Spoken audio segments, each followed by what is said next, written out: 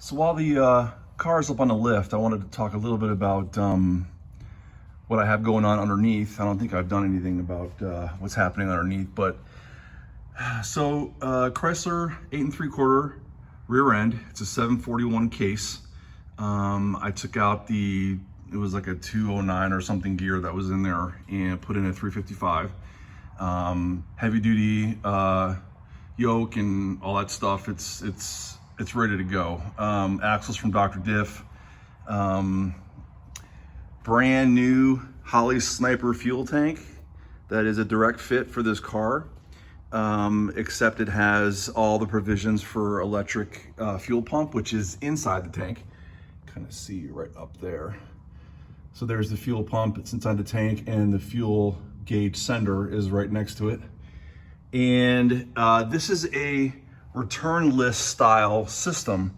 But what is nice about this is I have this Holley regulator filter. It's both. Regulates the pressure to about 59.5 PSI, and it has a filter element in it as well. And here, this actually, as it comes, the fuel comes through in this direction, but this has a return built into it. So any fuel system can be a return style system with this with this little device. I really like it.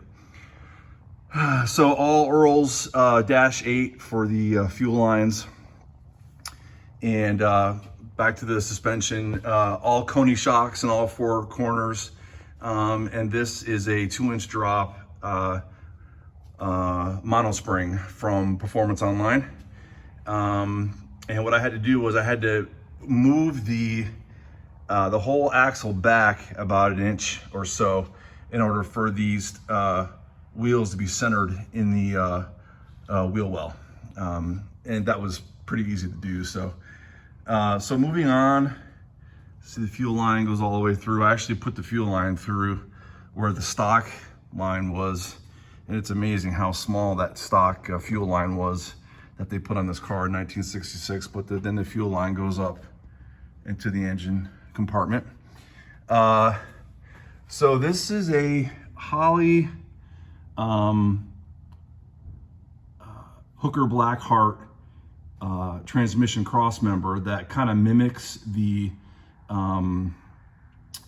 stock configuration, but it's got a metal hoop that goes up and around to create a lot more strength, and adapts well to this NAG1 5-speed transmission. So you can see the transmission's there. And then I went with all Earls again, transmission cooler lines coming from both sides there. And you could see the Mylodon engine oil pan there. And in the front, again, all 4-wheel disc, Coney shocks, all four corners.